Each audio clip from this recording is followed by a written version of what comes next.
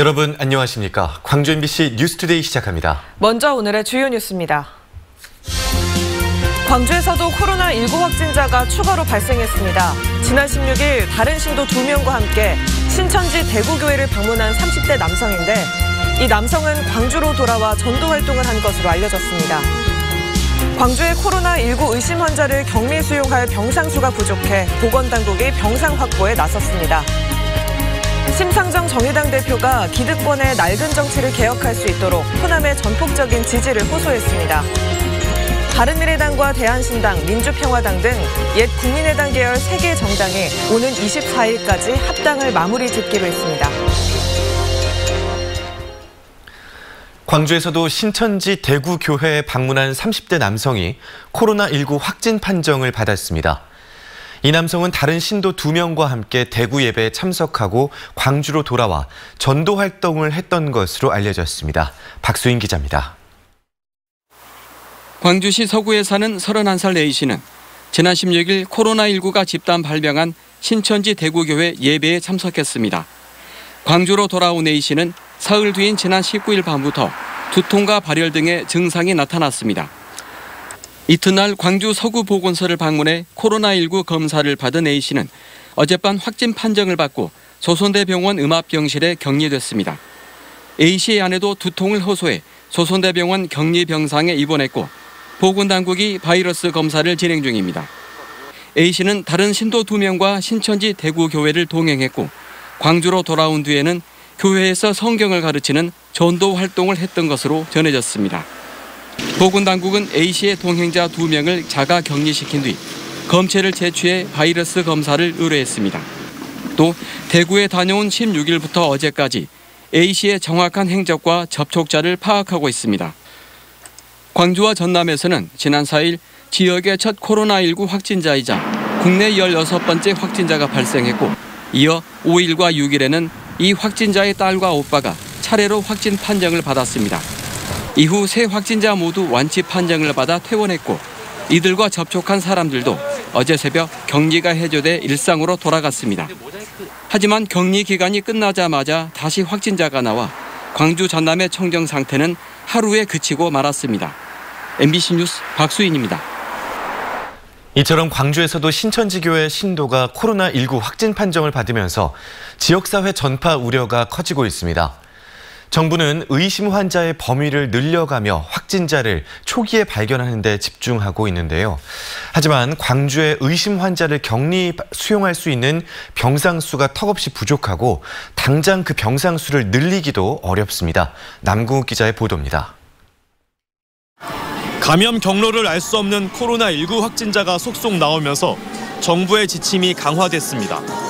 중앙방역대책본부는 코로나19 확진자를 조기에 찾아내는 것이 관건인 만큼 앞으로는 원인 미상의 폐렴 환자도 코로나19 의심 환자로 분류하기로 했습니다.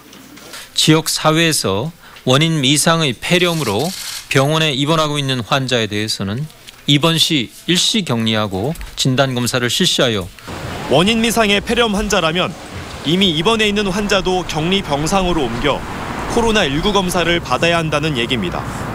그런데 광주에는 격리 병상 숫자가 턱없이 부족합니다. 국가지정 입원치료 병상은 전남대병원과 조선대병원에 있는 12개뿐이고 음압병상은 광주 기독병원과 광주 보훈병원 등을 다 합쳐봐야 15개밖에 안 됩니다.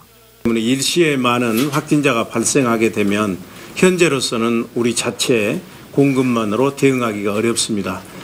광주시는 현재 원인 미상의 폐렴 환자가 몇 명인지 파악하는 한편 지역에서 추가 확진자가 나올 경우를 대비해 격리병상 확보에 나섰습니다. 전남대와 조선대 병원 등의 1인실을 이용하는 방안과 일반 병동에 이동형 음압기를 설치하는 방법이 검토되고 있습니다. 음압병상이라고 하는 게 바로 우리가 놀아가면 오늘 저녁에 몇 개 만들 수 있는 게 아니거든요. 광주시는 우선 선별진료소에 음압시설 설치를 다음 주 중으로 마무리한다는 방침입니다. MBC 뉴스 남궁욱입니다. 광주시 교육청이 전체 학교를 대상으로 2차 특별 방역을 실시하기로 했습니다. 시교육청은 모든 초중 고등학교와 유치원 500여 곳에 대한 특별 방역을 지난 17일까지 마쳤지만 개학을 앞두고 있는 만큼 2차 방역을 진행하기로 했다고 밝혔습니다.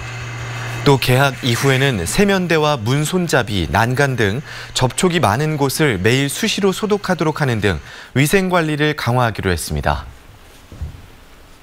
네, 낮 동안에는 기온이 껑충 올라서 벌써 봄인가 싶을 정도로 포근한 날씨가 이어지고 있습니다. 오늘도 광주의 아침 기온은 2도 안팎으로 시작해서 한낮 기온 15도 안팎으로 평년 기온을 6, 7도가량 웃돌겠습니다. 아침 기온에 비해 낮 기온이 큰 폭으로 오르면서 일교차가 크게 벌어지는 곳이 많습니다. 감기 조심하시기 바랍니다.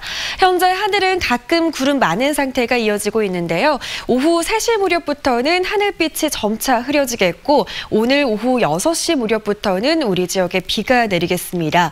오늘 오후 6시부터 내일 새벽 6시까지 광주 전남 지역에 5에서 10mm가량의 비가 내리겠는데요. 내리는 비의 양이 많지 않아서 대기의 건조함은 계속되겠습니다. 계속해서 화재 사고에 주의하시기 바랍니다.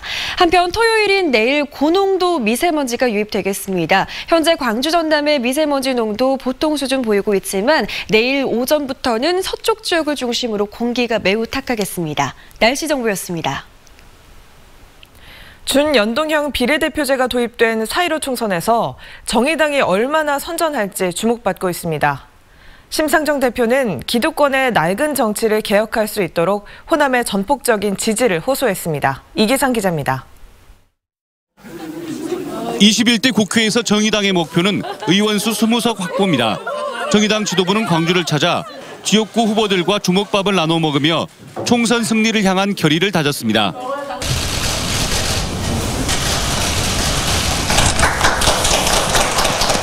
심상정 대표는 올해 총선이 여당, 야당을 심판하는 선거가 아니라 극심한 불평등과 기득권 양당 정치를 개혁하는 선거가 돼야 한다며 호남, 특히 광주가 나서달라고 호소했습니다.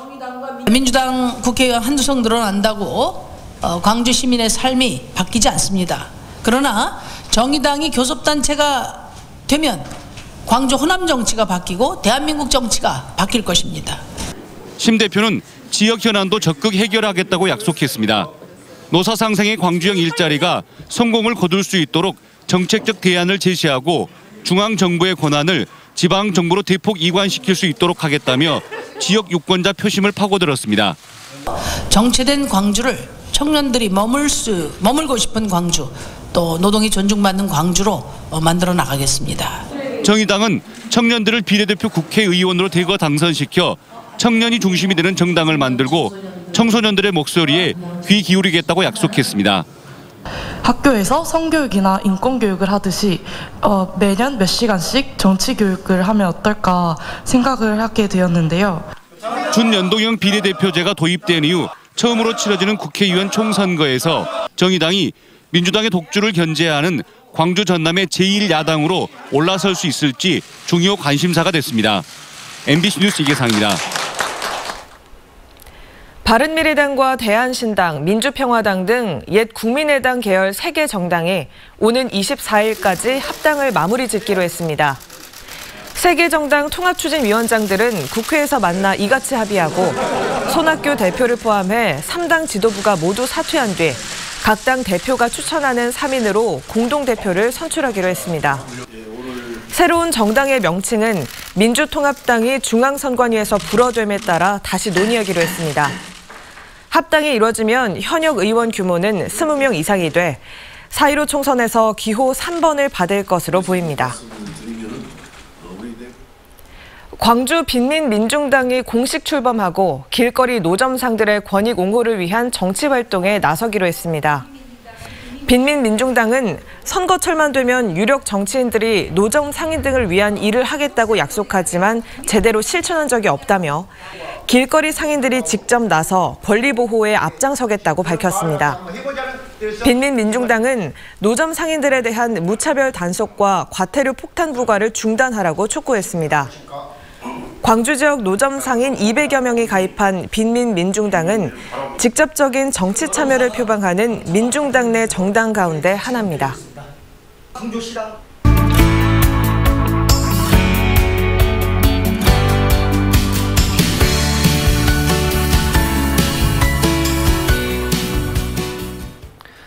지난해 광주를 대표할 음식으로 주먹밥이 선정되면서 그 요리법을 다양화하고 또 음식의 상징성도 알리려는 노력이 이어졌는데요.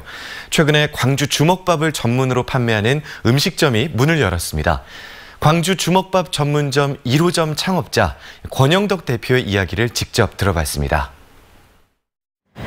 광주 주먹밥 전문점 1호 밥 콘서트에서 권영덕 대표와 함께하겠습니다. 안녕하세요. 안녕하세요. 지금 저희 앞에 굉장히 맛있는 음식들이 잔뜩 차려져 있는데요. 아마 이게 이 주먹밥 세트인 것 같아요. 네. 이번 광주 주먹밥 집을 창업한 게 첫 창업이신가요?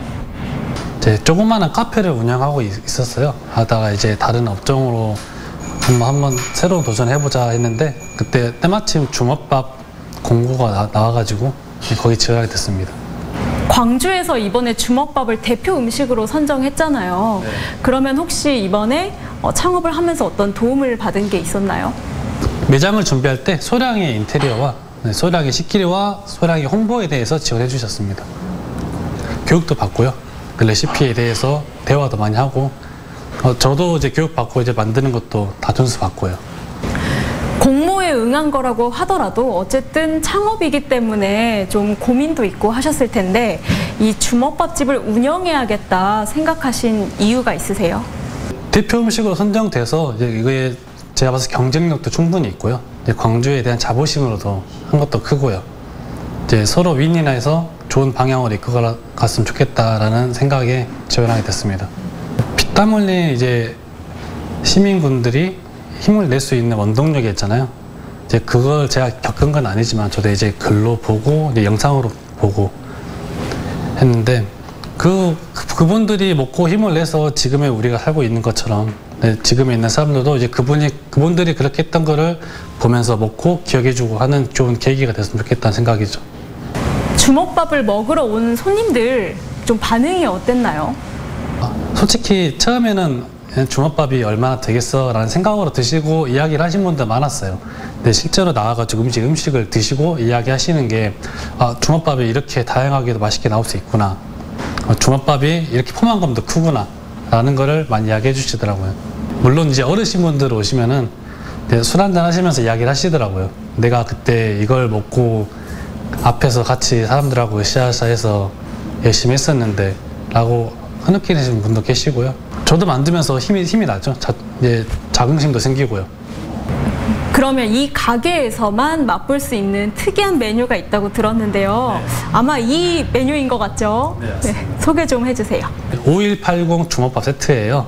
이제 매일매일 달라지는 주먹밥 2가지와 광주 대표 튀김이죠. 상추튀김.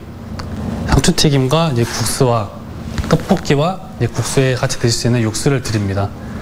가격을 저렴하게 드리기도 하는 이유가 많은 분들이 와가지고 편하게 맛있는 음식을 많이 드시고 갔으면 좋겠다는 생각이고요.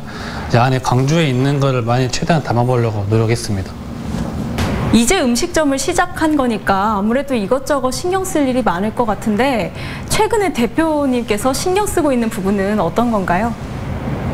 제가 이 음식이 광주로 대표하는 음식이고 그 대표를 제가 하고 있다는 생각하고 있어요.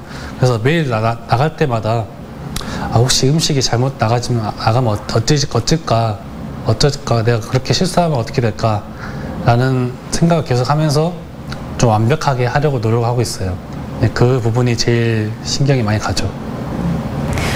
주먹밥집을 운영하면서 앞으로의 목표나 계획이 있다면 어떤 걸까요?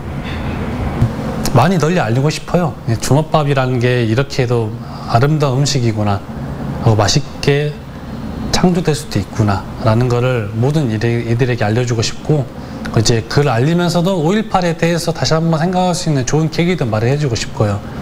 하고 이 5.18이 관련된 주먹밥이 광주 안에서만 있는 게 아니고 전국으로 아니면은 외국인들에게도 널리 홍보될 수 있는 날까지 열심히 하고 싶습니다. 알겠습니다. 주먹밥을 만드는 청년 권영덕 대표와 함께했습니다. 오늘 말씀 고맙습니다. 감사합니다. 편리성과 생산성 때문에 농촌 경제에도 스마트 시설 열기가 불고 있습니다. 하지만 아직은 그 보급률이 저조하다고 하는데요. 영농의 규모가 영세하고 또 농촌의 고령화도 장애 요인입니다. 이재원 기자가 전해드립니다.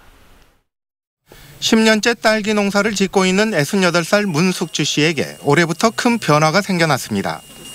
작년까지만 하더라도 매일 오전과 오후 2차례씩 하우스를 직접 살펴야 했지만 이제는 필요가 없게 됐습니다.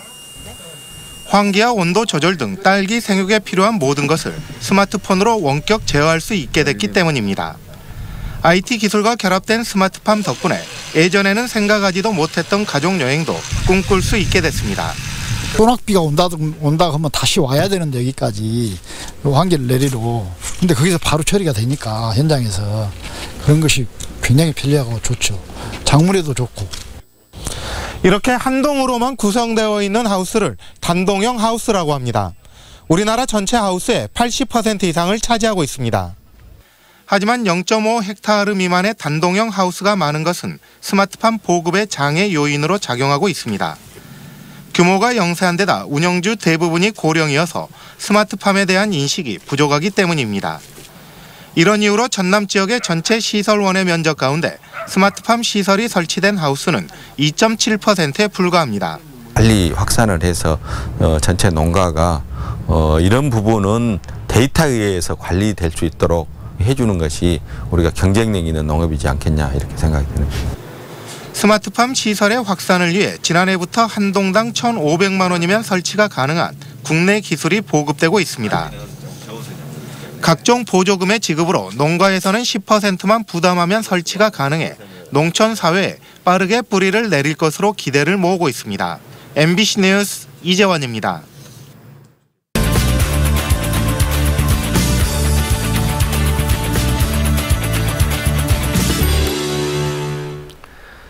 막바지 한파가 지나고 이제 봄으로 접어들고 있습니다. 이 계절의 경계를 느껴보는 것도 좋을 것 같은데요. 오늘은 산 좋고 공기도 좋은 담양으로 떠나보시죠. 정수정 여행작가 나와 있습니다. 안녕하세요. 네, 안녕하세요. 네, 안녕하십니까.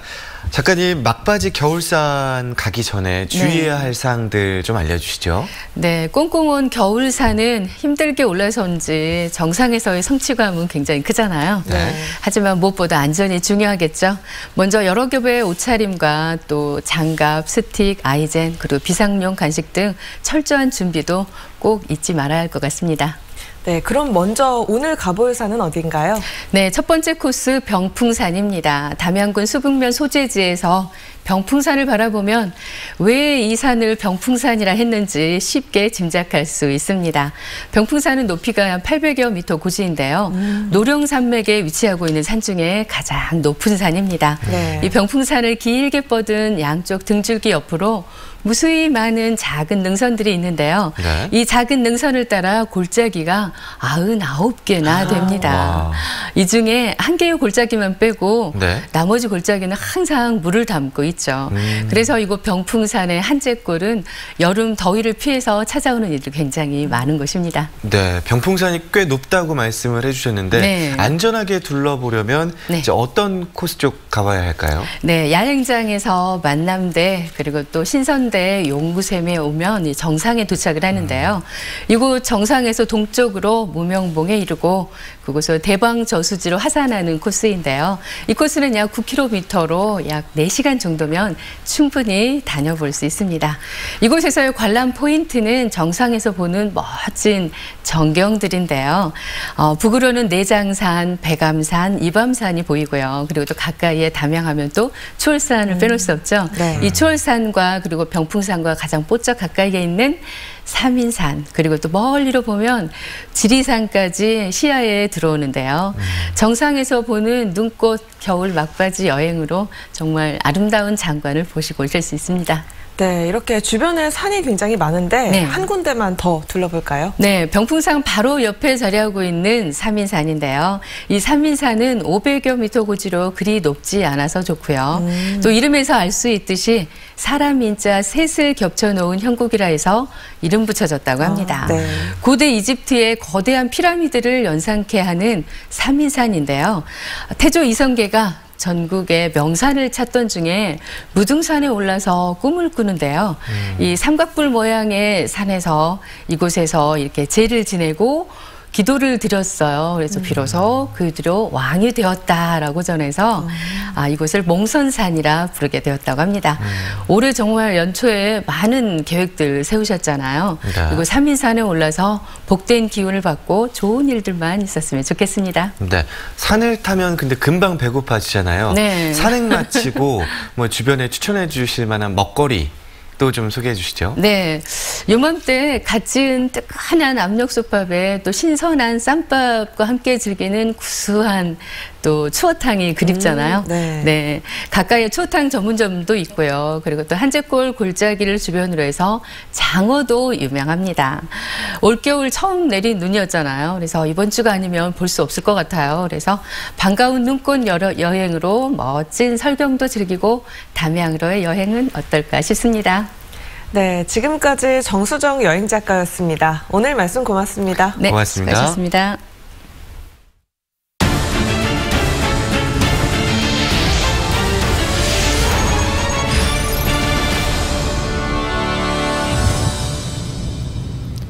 어젯밤 8시쯤 나주시 왕곡면의 한 버섯 공장에서 불이 나 공장 대부분을 태우고 소방대에 의해 4시간여 만에 꺼졌습니다. 소방당국은 이 불로 인명피해는 없었지만 공장이 샌드위치 패널 구조인 탓에 진화에 애를 먹었다고 설명했습니다. 경찰과 소방당국은 공장 사무실에서 불이 시작된 것으로 보고 정확한 화재 원인을 조사하고 있습니다. 광주경실련은 광주 디자인센터의 직원 채용 과정에서 불공정 의혹이 있다며 광주시에 조사를 촉구했습니다. 광주경실련은 지난해 광주 디자인센터의 간부급으로 채용된 직원 2명이 센터의 창조혁신위원으로 활동했는데 혁신위원 중 일부가 채용 과정에서 면접관으로 참여했다며 이같이 주장했습니다.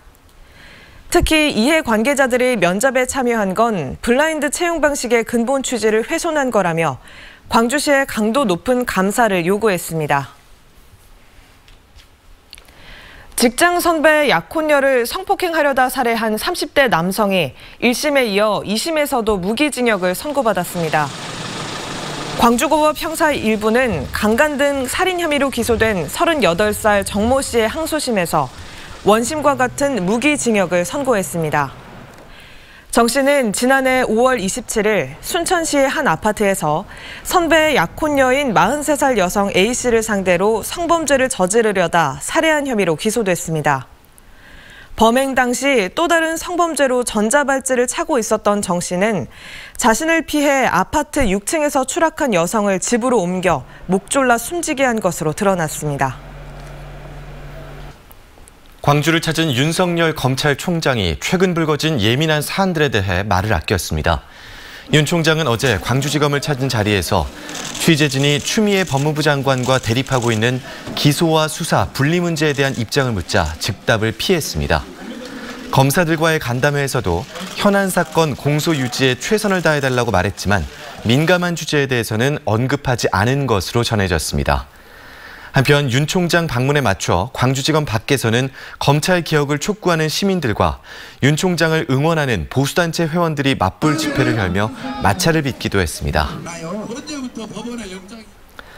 전라남도가 내일까지 받기로 했던 전남형 농어민 공익수당 신청을 다음 달 6일까지 연기하기로 했습니다.